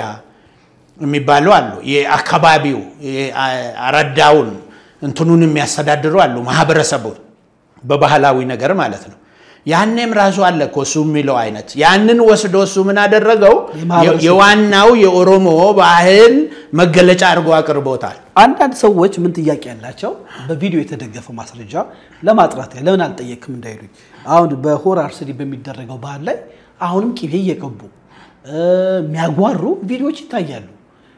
ወጣቶች ደግሞ እንደ ካርኒቫል ይዘውታል በጣም በአዲስ በተሰራው የሪቻ ማምለኪያው ፓርክ ላይ ደግሞ ከፍተኛ ዝግጅት እየተደረገ ነው ከውጭም የውጭም በዩኔስኮ የተከበረ ትልቅ ባህል ሆኗል ይሄንን በኮሜርሻል ብንለውጠው ወደ ኢትዮጵያዊ በሙሉ አንድ ላይ ቢያከብሩ የሚሉ አሉ ያቀራርባል የሚሉ አሉ ባህላዊ አምልኮም ደግሞ ስላለው የሃይማኖት አባቶች እዛች ጋር ድርሽ እንዳትሉ ፓስተሮችም ቄሶችም የሚናገሩት አለ እንደ ቄስ በላይ ደግሞ አሁን እስር ቤት ያሉት ከእንዲት ሃይማኖታዊ ስርዓት ጋር ሲሄደው የታዩበትም አለ እንደው ይሄ ነገር እንደው ብናጠረው የመጨረሻ ጥያቄ አው ቀደም ሁለት ሬቻ ነው የነገርኩ የጥንቱ የኦሮሞ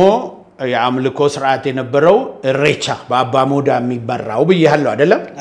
ሁለተኛ ደግሞ የቤተሰብ ጣጣ ያለበት እነ ዶክተር በቀለና የነ ዶክተር ቄስ ጉዲና ቄስ ቶሎሳ ጉዲና ምሳሌ አረጋቸው ሌላም ሰው ስላል እንደ ምሳሌ ባይሆን እንደ አይ ሳቸውና እነሱ ናቸው ወጥተው ራሳቸው ያሉት እኮ ነው መልስ ሊሰጣቸው ይገባል እነዚህ ይሄኛው ሁለተኛው ነው ሶስተኛው ሬቻ መልክ ያሁኑ ሬቻ ነው ያሁኑ ሬቻ የድሮም አይደለም ያሁኑ ሬቻ እነ ቄስ ቶሎሳ እነ ዶክተር በቀለም ይሉትም አይደለም ያው የድሮ ሬቻ በአምባሙዳ ይመራል ብያለሁ የድሮ ያሁኑ ግን በአባሙዳ አይደለም እየተመራ ያለው በአባገዳ ነው አባገዳና አባሙዳ በኦሮሞ አስተዳደር ወይም በኦሮሞ አኗኗር ማህበረሰብ ውስጥ አባገዳ ቤተ መንግስት በለው አባሙዳ ደግሞ ቤተ ክህነት በለው በሁለቱ ክንፍ ነው የሚመራ የነበረው የኦሮሞ ልክ አሁን ቤተ መንግስትና ቤተ ክህነት እንደሚባለው በእናይለ ስላሴ በእናጼ እንትና ጊዜ ሲመራ እንደነበረው ማለት ነው አሁንም ቤተ ክህነትና ቤተ መንግስት ሃይማኖትና መንግስት ተለያየ እንጂ አለ አሁንም ትክክለኛው አምልኮ ያለበት የአምልኮ ስርዓት ያለበት ከሆነ በአባሙዳ ነው መመራት ያለበት ወይም በቃሉ ነው ግን አባገዳ ነው የሚመራው ይሄ አባገዳ በሚመራበት ጊዜ አባገዳ ተረክቦ እንዲመራ ሲደረግ የመንግስት እጅም አለ መንግስትም ከኋላ ሆኖ በቀጥታ ባይገባም የኦሮሞ ባህል የኦሮሞ ማህበረሰብ መገናኛ ኮመን ግራውንድ እንፍጠርለት ብለው እንጂኮ የሬቻ ባህል እኮ በአባሙዳ ዘመን በዚህ መልክ አይከበርም አንድ ትልቅ ማዕከል የለው በየወንዙ ነው የሚከበረው በየአካባቢው በየተራራው ነው የሚከበረው ባለበት አባለጋ ባለበት ቦታ ያባሙዳ ያለበት ቦታ ነው የሚያከብረው እና እንጂ በየአንድ አምጥቷል አሁን ኮመን ግራውንድ እንፍጠርለት ኦሮሞ ማህበረሰብ የሚገናኝበት ስለዚህ ካልቸር እናርገው ነው ለምሳሌ የእስራኤል ባህል ቀደም ያልኩ የእስራኤል በዓላት በብሉይ ኪዳን የነበሩ 8 በዓላት አሉ አይደለም ከ8ቱ በዓላት አንዱን እንወስድ የፋሲካ በዓል በየአመቱ ይከበራል ኢየሱስ ክርስቶስም የጌታን ራት የሰራው እዛው ፋሲካ በዓል ላይ ቁጭ ብሎ ፋሲካ አዘጋጁልኝ ብሎ መልእክት ላከና እዛ ላይ ሆኖ ለፋሲካ የተዘጋጀውን ጽዋና ህብስት ወስዶ ነው ይሄ ጽዋ ለአዲስ ኪዳን የሚፈስ ደሜ ነው አለ ህብስቱን ወስዶ ደግሞ ይሄ ህብስት ደግሞ ለአዲስ ኪዳን ለናንተ ኃጢያት የተሰጠ ስጋዬ ነው አለ በዛ ስርዓት ላይ በግ ይታረድ ነበር በጉ ደግሞ ነኝ አለ ወደ ራሱ ቀየረው ማለት ነው ምን አደረገው የብሉይ ኪዳኑን ስርዓት ወደዚህኛው ወደ ክርስትና ዋጀውና አምጥቶ ሃይማኖት ውስጥ ገብቶ ከቅዱሳት ምስጢራት አንዱ ሆኗል ሁለት ቅዱሳት ምስጢራት አሉ በፕሮቴስታንት እንደ ኦርቶዶክስ አይደለም አንደኛው የጥምቀት ስርዓት ነው ሁለተኛው የጌታ ራት ነው ወይም ቅዱስ ቁርባን ነው ቅዱስ ቁርባኑን ስርዓት የፋሲካውን በዓል ስርዓት ላይ የነበረው ዋይቶ ትንሽ ነገር ብቻ ቀያየረና በጉን አስቀርቶ በጉ ራሱ ሆኖ በመስቀል ላይ ስለ ኃጢያታችን ተሰቀለ ከዚህ በኋላ በየአመቱ በግ ማረድ አያስፈልግም በአዲሱ ስርዓት በአዲሱ ኪዳን አንዱ በግ እኔ ታርጄላችኋለሁ አለ ስጋውን ድሮ በጉን የምትበሉ የስጋው ፈንታ ደግሞ ይሄንን እንጀራ እየቆረሳችሁ የኔ ስጋ ያላችሁ ወሰዱ ብሎ እዛው ከፋፍሎ ሰጠ እንትኑንም እንደዚህ ጽዋውንም ወይኑንም ወስዶ ደሜ ነው አለ ተዋጀ ወደ ሃይማኖት ያልመጣ ደግሞ ከብሉይ ኪዳን ሥርዓት ውስጥ ተወስዶ የህዝብ ደግሞ የምስጋና በዓል ሆኖ ይቀረ ደግሞ አለ ለምሳሌ የመከር መክተቻ በዓል የሚባለው ደግሞ ከ8 ውስጥ አሁን ሁለቱን ሳወጣ 6 አይደል ይቀረው ሁለቱ ይሄኛው ሲወጣ ይሄ ደግሞ ምን ሆነ ወደ ሃይማኖቱ አልመጣም ይሄ ደግሞ የዴት ነው ሄደው ወደ ህዝቡ ነው ይቀረው ህዝቡ ይሄንን አሁን ለምሳሌ አሜሪካኖች ፕሮቴስታንት እምነትን በስፋት ስለተቀበሉ የመከረን መክተቻ በዓል ታንክስ ጊቪንግ ዴይ ብለው ያከብሩታል በመከር መክተቻ በዓል ላይ እዛ ያኔ ሲታረድ የነበረ ሲደረግ የነበሩ ነገሮች ሥርዓቶች አሉት ያንን አሁን እነሱ በተርኪ ዶሮ ተክተውት ተርኪ ዶሮ በዛን ቀን ነው የሚበላው ዝግ ነው ኦፍ ነው ባህል ነው ትልቅ ሁሉም ሰው በእንተም ያከብራል ኦርቶዶክስም እስላምም እዛ ሀገር ካኖረ የምስጋና ቀን ብሎ ያከብራል እስላም ታዲያ ሲያከብር ማንን ነው የሚያከብረው አላህን ነው የሚያከብረው እንዳው ማመስገን ካለበት ማለት ነው ካላስፈልገውም ደግሞ በለቱ እሱ ኖርማል የአምስት ጊዜ እንትኖቹን ሥርዓቶቹን ያደርግና ሶላቶቹን አድርጎ ያርፋል በዛ ቀን ካቶሊክም በራሱ እንትን ስም ነው የሚያመልከው የሚያከብረው ፕሮቴስታንትም እንደዛው ዶሮዋን ደግሞ ሁሉም ሰው ይበላል ከሱፐር ማርኬት ገዝቶ ነው መተን በየቤቱ አይታረድም እና እንደሱ ያደረጉ ይበላሉ ምስጋና ቀን ነው የሚሉት ታዲያ የኦሮሞ ህዝብ የምስጋና ቀን ብሎ አሁን የኢሬቻን በዓል በአባ ሙዳ ሳይሆን በአባ ገዳ የሚካሄደው በአስተዳደሩ ፓርት የሚካሄደው ምንም መናፍስታዊ ነገር ጋር ግንኙነት የለውም ወደ አስተዳደር አመጡት እኮ ሁሉን እንዲያካትት ብለው እነዚህ ቅቤ እየቀቡ ለሚጠይቁን ጥያቄ መልስ እንዲሆን አሉ እነሱ ከየነቄስ በቀለ በዳዳይ እሱ አንደኛ አባ ገዳ ራሱ ይከለክላል እኮ ዛው ነው ሆራር ሰዴጋ ሲያረጉ ተደብቀው ነው የሚያረጉት አሁን ያረጋሉ እንዳውም በማግስቱ ነው ሄዶ የሚያረጉት አሁን ስለፈሩ ሰኞ ነው ሄዶ የሚያረጉት እሁድ አይደለም የሚከበረው እንትን ላይ እዚህ አዲስ አበባ ይሞክሩ እዛ ግን ሲያረጉት ስለነበረ ምን ያረጋሉ እነሱ ሰኞ አረጉት አሁን እነዚህ ጣዖት አምላኪዎች ማለትም ከባህሉ ከማበረሰቡ የተገለለ ዝም ብሎ ከጣዖታቸው ጋር ሰይጣኑ ያዛቸዋል እነሱ በዛሽ ቀን እንዲገለጡ እንደዚህ እንዲያደርጉ ብሎ ማበረሰቡን መቆጣጠር ይፈልጋል እርኩስ መንፈስም አጋንንቱ ምኑ ያዛቸዋልና ያን ቀን ያረጋሉ እሱ አሁንም አለ በነ ቄስ ቶሎሳ እናትና አባት ዘመንም ነበረ በነ ፓስተር ዶክተር በቀለ አባትና ቤተሰብ ውስጥም ነበረ አለ አሁንም አለ ይቀጥላል ልክ በድሮ ጊዜ ሐሰተኛ ነቢያት በብሉይ ኪዳን እንደነበሩ ወደ አዲስ ኪዳንም ሐሰተኛ ነቢያትና ሐሰተኛ አስተማሪዎችን ተጠንቀቁ ብሎ ጳውሎስ እንደጻፉ እውነተኛ ካለ እኮ ሐሰተኛ አብሮ ነው ብርሃን ካለ ጨለማ አለ እውነት ካለ ውሸት አለ ሁሉ ጊዜ ሁለቱ ነገሮች አብሮ ነው የሚሄዱት ንጹህ ዓለም እዚህ መፍጠር አይቻልም ለምን ፕሮቴስታንት ውስጥ ንጹህ ዓለም አይፈጥሩም ፕሮቴስታንት ውስጥ አንዱ የሚያስቸግረን ሐሰተኛ ነቢያትና እውነተኛ ነቢያት ብለናል እንደምንቸገረው ሐሰተኛ ነቢያት ምን እንደሚያረጉ ጣዖቱ እኮ እዛ አለ አሁን ቅቤ ይቀባሉ እዛ ሂደው እንትን ያረጋሉ ነው አይደል የሚሉት ዶክተር ተለሳ እዚህ ዘይት እየቀቡ እየሸጡ ይሄ መጽሐፍ ቅዱስ ዘይት ሽጥ ብሎ አያዘ ውሃ እየቀቡ እየረጩ ኤቲኤም ካርድ እየሸጡ ሐሰተኛ ነቢያት ሞልተው የለ እንደኛ ውስጥ ምንድነው ለገንዘብ ብለው ለጥቅም ብለው ለሰርቫይቫል ብለው እኛ ውስጥ ፈጠሩ ያ ብቻ አይደለም መናፍስትም ያለባቸው ሰዎች አሉ በፕሮቴስታንት ውስጥ ነቢያት የተባሉት ላይ ጠንቋይ ቤት የሚሄዱ አሉ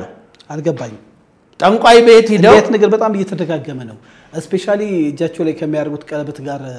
ያያይዞ ያወራንንም ሰው እጃቸው ላይ ያለች ዳይመንድ የምትመስል ጥቁር ወይም አረንጓዴ ወይም ቀይ ዳይመንድ የምትመስል ቀለበታቸው ላይ ያላቸው ከጠንቋይ ቤት ነው የተሰጣቸው አብዛኞቹ ነቢያት አይከብድም ቄስ መናፍስት ያባረሩ ያገለግሉ ብዙ ተከታይ ያላቸው አባረው አያውቁም መናፍስት ያስጨዋሉ ይጮህላቸዋል ትንሹ መንፈስ ትልቁ ሰው ትልቁ ልጅ ትንሿን ልጅ ወጥቶ እንደሚያስለቅስ ትልቁ አጋንንት ዛ በነሱ በኩል ሆኖ ትንሹን አጋንንት ይቆረኩማል ሰዎችን አሳምኖ ለማምጣት ለቆ ግን አያውቅም ይጮሃል መጮህ ይጮሃል አይለቅም ሰርነቀለገው ለውጥ አይመጣ በሽተኛ ተፈወሰ ሲሉም ተመልሶ ነው የሚሞተው ከዚህ በፊት እኮ ተነጋግረናል የኔ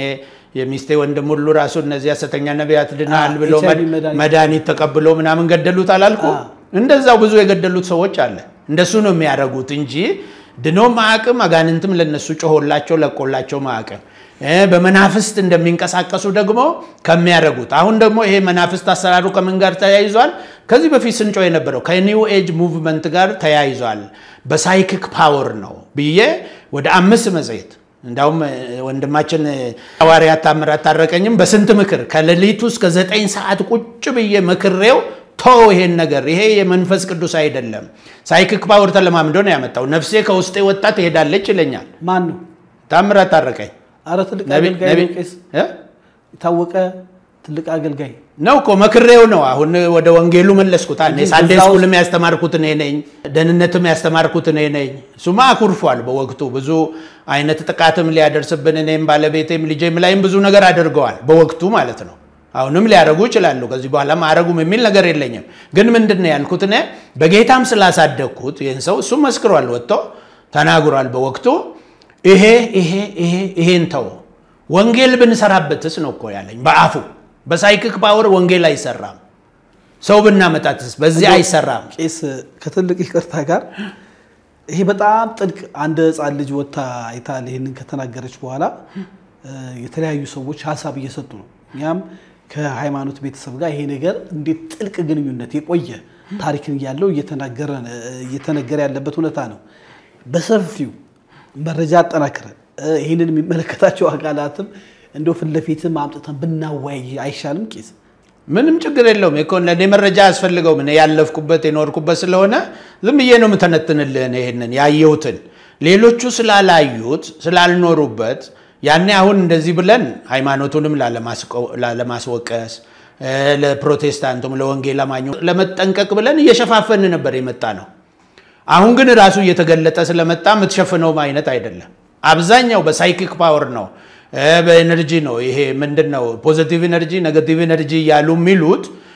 ቻናሊንግ የሚሉት ቻናሊንግ ነው አሁን ለምሳሌ ነፍሴ አልጋ ይዤ ነው ማድረው አለ አርጋ ራሱ ነኝ በ50 ሺህ ብር የገዛውለት 110 ሺህ ብር ሰጥቼው ከዛ ይደግዛ አልኩት ይሄ እንደ መጅሊስ ወደ መሬት የሚጠጋ ማለት ነው ለምንድነው አልጋ ይዤ ነው ማድረው ሊጥለኝ ነው አለ እንደዚህ በቃ እየተሰቃየው እየተቃጠልኩ ምናምን ባለበት ባጣራ ይሻለ የደውልለታለው አውቃለሁ አምጣው እኔና እሱ ቁጭ ብለን ይሄው ባለቤቴም አለች እሱ የነገረንን ሁሉ በነገረን ሰመን ይሄን ተው ብዬ ነው የመከረው እንዶቂስ ከትልቅ ይቅርታ ጋር ወይ መጨረሻ ጥያቄ ትንሽ ይሄንን ስለተናገርኩ ይውላ አሁን ሰሞኑን እንደዚህ አይነት ነገር ስናገር ያሰድቡኛል ድሮ አሰድበውኛል ቁጭ ብሎ አንተና እኔ የምናቀው ሚዲያ ቁጭ ብሎ ነው የሰደበኝ እንደዚህ 60 ሺህ ብር ተሰጥቶት ልጁ ማለት ነው አሁንም እንደዚህ ሰሞኑን አንዱ ገንዘብ ጠይቆኝ ነበር ማለት እንደዚህ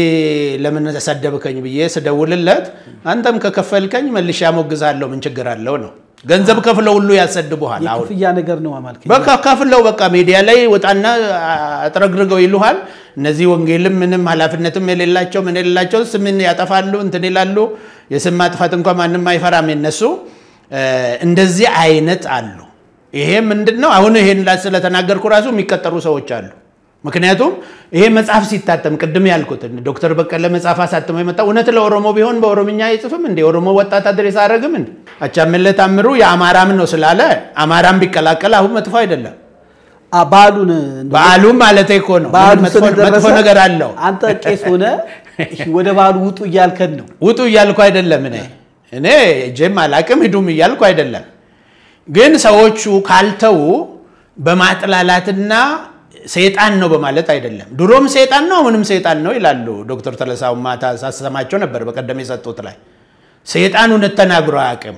እሬቻ የሰይጣን ነው ዛለው ባሙዳም እዛም ያረጉትም ሁሉ የሰይጣን ነው ነው የሚሉት ይሄ ሁሉ ሰው ሰይጣን ፖሰስ አርጎት አይደለም ዝም ብሎ በአይምሮ የሚሄድ አለ ባህል ነው ብሎ የሚሄድ አለ እኔ ሂዱ እንደ ሃይማኖትም ሂዱ ብያላቀም እኔ አትዱም ብያላቀ እውነቱን ነው የምናገረው እውነቱ ይሄንን ይመስል ነበር ታሪካዊ እውነታው ይሄ ነው ወደ ፕሮቴስታንት አምጥተው ዝም ብሎ ጥላ ይፍጠሩ ግጭት ለመፍጠር ካልሆነ በስተቀር አሁን ኦሮሞና አማራ መሃል ግጭት ለመፍጠር ካልሆነ በስተቀር አብዛኛው አሁን የሚቃወመው ኦሮሞ እኮ ከነዚህ ከሁለቱ በስተቀር እኮ ወጥቶ እንደዚህ ያለ ብዙ ኦሮሞም እኮ የለም አሁን አብዛኛው ይሄንን በሚዲያ ራሱ አሁን ጦርነት የሚከፍተው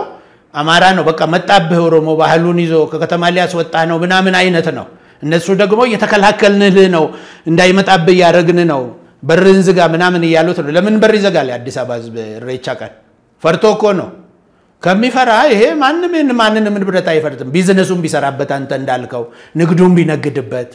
ያን ቀን ከፍተኛ ገቢ ነው የሚገኘው ውሃ የሚጠጣው ውሃን ከከተማ ውስጥ የለም ሁሉም በር ዘግቶ ሸሽቶ ማለት ነው እንግዲህ ካላስቀረን እንዴት ነው ይሄን ነገርኛ መልክ ማስያዝ አለ ባህልን በመቀባበል ከመናፍስተ ስርዓቱ ውጪ ያለውን መልካሙን ነገር በጋራ ምን መስቀል ሲከበር እንዲ በጋራ እንደሚከበረው ኢሬቻም ያልተነገሩ ብዙ በዓላቶች አሉ በደቡብ ኢትዮጵያም ያሉ ከትግራይ ያሉ እንደ አሸንዳ ዝም ብሎ ከማጥላላት ዩኒቲን ብንፈጥርበት የተሻለ ነው ምትለን ቄስ እንደው ማሳረጊያ አው ይሄ እኮ በዩኒስኮ የተመዘገበ እኮ ነው ዝም ብሎ ዶክተር ተለሳና ዶክተር በቀለ ስለተቃወሙ የሚቀር እኮ ነገር አይደለም ዩኒስኮ ተመዝግቧል ኢሬቻ ታቃለ የመስቀል በዓል ተመዝግቧል የጥምቀት በዓል ተመዝግቧል ዓለም አቀፋዊ በዓል ሆኗል ዓለም አቀፋዊ በዓል ተመዝግቦ እንደ ህዝቡ ማበረሰቡ እሴት ተደርጎ ከነጥሩ ነገሩ ማበረሰብ አይጎዳም ተብሎ ተጠንቶ ቀርቦ እኮ ነው አሁን ማበረሰብ አጋንንት ያመጣል እንደዚህ ያመጣል ምናምን አጋንንት የሚያመጡትን እኛ ምን ከላከላለን እኮ አሁን ከነሱ ይልቅ የኦሮሞ ማበረሰብ እኔን ይሰማኛል ይሄንን አምልኮ አታርጉ የልክ አይደለም ብል ይሄ ትክክለኛ ምክር ነው የሚሰጠን በጥላቻ አይደለም ነው የሚሉት እነሱ ሁሉንም አጋንንት ነው የሚሉት ሁሉንም ከራሳቸው የቤተሰብ ጣጣ ጋር ነው ያያያዙት ወይ አጥንቶ የኛ ቤተሰብ ጣጣ ይሄን ይመስል ነበር ይሄ ጣጣ የሌላቸውም ደግሞ በወቅቱ ነበሩ ብሎ በረድፍ እኮ ቢያስቀምጡ ጥሩ ነው ጀነራላይዝ ባያርጉ ይሄ የማጠቃለል የጀነራላይዝ ማድረጉ ጉዳይ ብዙ ጊዜ ችግር ነው ግጭት ይቀሰቀሳል ጥራቻን ነው የሚያመጣው ይሄን በማጥላላት ታስቀራለህ አሁን ይሄን ኦሮሞ ማበረሰብ ለኦሮሞ አይገባም ኦሮሞን አይመጥንም ነው የትኛው ነው ኦሮሞን የሚመጥነው የፈረንጅ በዓል ነው የፈረንጅ አምልኮ ነው የትኛው ነው ኦሮሞን የሚመጥነውና የማይመጥነው መለኪያውስ ምንድነው ኦሮሞን ስለመጠን በስልጣኔስ ምንድነው በመሰረቱ በዚህ በ21ኛው ህዝብ በሰለጠነበት ዘመን የቱ ነው ስልጣኔ ኢንዲቪጁዋሊዝም ነው ምንድነው ይሄ አሁን ያልኩ ኒው ኤጅ ሙቭመንት ነው ወንድና ወንድ ሴትና ሴት ሆሞሴክሹዋል እነሱ ባሉበት ሀገር መንግስት ፈቅዶ የሚጋባ እሱ ነው ስልጣኔ ነው እግዚአብሔርን ዝም ብሎ እሱ ሲያኩሉን ወደኛ ለምን መጡ ነው ይሄን ባህል ጭምልቅልቅ ያለ ጋጥ ወጥ ፍለፊት የሚታይ እሱን እኮ ስልጣኔ ነው የሚሉት እሱ አሁን ስልጣና እኮ ነው ዲሞክራሲ መብት እኮ ነው እሱ ዲሞክራሲ መብት ነው የተከበረ አይደል ይሄስ ዲሞክራሲ መብት አይደለም በወንጀል ያስከስሳል ደግሞ ኢትዮጵያ ውስጥ በወንጀል ያስከስሳል አረዛ ሀገር ያሉ ፓስተሮች ተመሳሳይ ጾታ ጋብቻ ቢቃወሙ ያስከስሳቸዋል እዛ ደግሞ ያስከስሳል እነሱን እዛ ይፈራሉ መናገር እቺን አይናገሯትም እዛ ይቃወሙ እዚህ መጥቶ ግን ማንንም ምንም ስለማይላቸው ከዚህ በፊት የኦሮሞ ህዝብ እና የአማራ ህዝብ ሁለቱም እንጨት ይወዳል ብሎ ነበር ዶክተር ተሎሳ አንዱ ጠርቦ ተሸክሞ ይሄዳል ታቦቱን ነው የሚሉት ኦሮሞ ደግሞ ይዶቅቤ ይቀባል እዛው በተተከለበት ነው ያሉት ይሄን ለምን ይላሉ ብሎ መዝምር ዶክተር ዘበነ ሲያፋጥጧቸው አስተባበሉ አሁን አይሏትም ስለሚፈሩ ማለት ነው ልክ ያን እንደሚፈሩ ለምን ኦሮሞን አይፈሩም ለምን እንደዚህ አጋንንት ነው ሰይጣን ነው ማለት ፈለጉ እሳቸው ምንም ስላልተባሉ ነው ወይስ ምንድነው ችግራቸው እና ለወንጌልስ እሳቸው በአመት ሁለት ጊዜ ነው የሚመጡት ኢትዮጵያ ያንንም ጠይቄያቸዋለሁ ኬክና አይስክሪማችሁን እናንተ እየተበሉ ከርማችሁ በአመት ሁለት ጊዜ መጣችሁ ተሰድቡናላችሁ ነው ያልኳቸው እኛ እዚህ ሆነን እኮ ገጠር ከተማ አሁን ባሰደቡኝ ሰውዬ ይሄ ሰውዬ ወንጌል ሲሰራና ወንጌል ታዳነ ለሱ አዋጅ ያወጅኩ ነው እንደምሰራው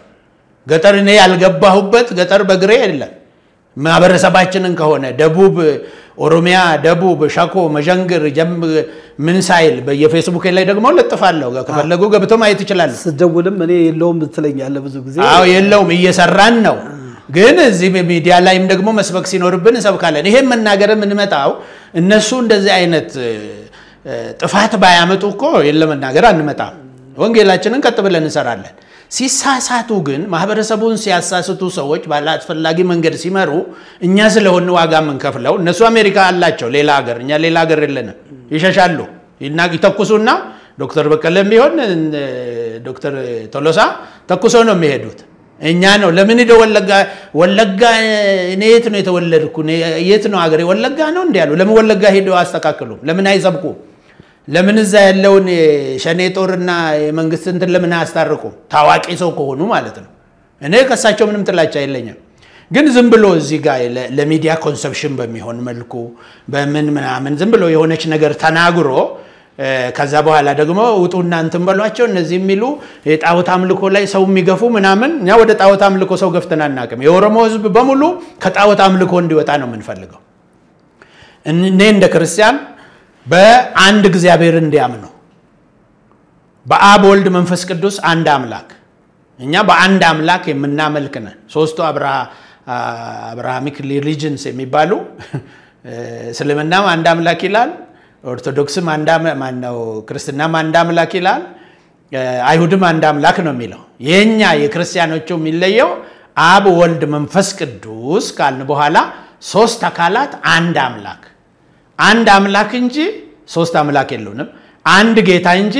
ሶስት ጌታ የለውንም የሃይማኖት መግለጫችንም እንደሱ ነው የሚለው እና እንደሱ ነው እኛም ወደ አንድ አምላክ ኢየሱስ ክርስቶስ ደግሞ ለሰው ልጅ ሁሉ ኃጢአት ብሎ ወደዚህ ዓለም የመጣ የመጨረሻው ስጦታ የመጨረሻው አያና ብሏል በቀለ ከአያናም በላይ ነው ኢየሱስ ክርስቶስ ከእግዚአብሔር ዘንድ የተሰጠ እግዚአብሔር ልጅ ነው እና እሱን ሰው ሁሉ እንዲያገኝ እንዲቀበል እንዲድን ምኞታችን ስብከታችንም ጸሎታችንም ነው ግን ይሄንን የምናደርገው በማጥላላት ሳይሆን በፍቅር ነው መሰበክ ያለበት ወንጌል በማጥላላትም አይደለም ልክ አሁን ዩጩፋን ዮናታን አንዳንድ ጊዜ ኦርቶዶክስን ይሰድባሉ ይወጡና ለምን ተሰድባላችሁ ወንጌላችን የፍቅር ወንጌል ነው በማጥላላት በማንቋሸሽ አይደለም ምንድነው ይሄ ገድላትን ያነሱ በገድል ምክንያት ከገድል ይልቅ መጽሐፍ ቅዱስ ቢሰበክ ብዙዎቹ እኮ በዛ መልኩ ነው ወደ ክርስትና የመጡት እንጂ በስድብ አይደለም በማጥላላት አይደለም ኦርቶዶክስ እጅ ያለውንም በማጥላላት ልናስጥለው አንችልም ኦሮሞ እጅ ያለውንም በማጥላላት ልናስጥለው አንችልም በፍቅር ነው የምንጠራው እስልምና ጋም ልክ አይደለም ምንለው በማጥላላት አይደለም ወንጌል ባህሪው ፍቅር ነው ኢየሱስ ክርስቶስን ፍቅር ነው አንድም ቦታ ላይ ጉልበት ተጠቅመው አቀም እንትናም አሌክሳንደር ዘግሬትም ሲሞት ያለው ነገር አለ ይባላልና ስትቀብሩኝ ሲሸከሙ እንትንስል አኪሞች እንዲሸከሙኝ ሊያድኑኝ ስላልቻሉ ከሞትኩ ድንገት እጆቼን ደግሞ ያልዘረጋውበት የዓለም ክፍል የለም እና ኦቶማን ተርካው የኦቶማን ተርኩ እንትን ሲማና ይሄንን ምን ታደርጋላችሁ እጆቼን ደግሞ እንደዚህ ዘርጉና ዘርግቼ ነው የቀረሁት አንድም ነገር ሳልይዝ እና እኔ ሁሉን በኃይል ሞከርኩ አንድም ሰው ከኔ ጋር አልቆመም ኢየሱስ ክርስቶስ ግን የተባለው ሰውዬ እሱ ራሱን ለዓለም ሰጠ ብዙ ተከታይ ያገኘ ያለምንም ጦር በፍቃለ በፍቅር ነው ጦርነት አይደለም ነው አሁን ስድብ አይደለም በሱ እንዝጋና መሰግናለን ውድ የሃሌታ ሚዲያ አድማጭ ተመልካቾቻችን በአለም ዙሪያ ያላችሁ የኢሬቻን በዓል በተመለከተ እንግዲህ ትልልቅ የሚባሉ አዋቂዎች በተናገሩት መሰረት እኛ ጋም ደግሞ በተደጋጋሚ መጣ መሰረት ቄስ ግርማ በዚህ መልኩ ሐሳቡን አካፈለን በዚህ ጉዳይ ላይ ብዙ ነገሮች ተዳስዋል በዚህ ጉዳይ ላይ አንዳንዱን ያስቆምነው ያንን ፍለፊትም ለማነጋገር መሆኑን እንድትረዱ እንፈልጋለን እንግዲህ ሃይማኖታዊ ባህሎቻችን ለፍቅር ለሰላም ለአንድነት እናድርጋቸው በተለይ ደግሞ ወደ ቢዝነስ እንለውጣቸው የኔ ሐሳብ ነው የዛሬ ፕሮግራማችን ይመስላል ይሄን ፕሮግራም ሰብስክራይብ ላይክ ሼር ኮሜንት በማድረግ ከኛ ጋር ቀጥሉ ምርጫችሁ ሃሌታ ይሁን ሻሎም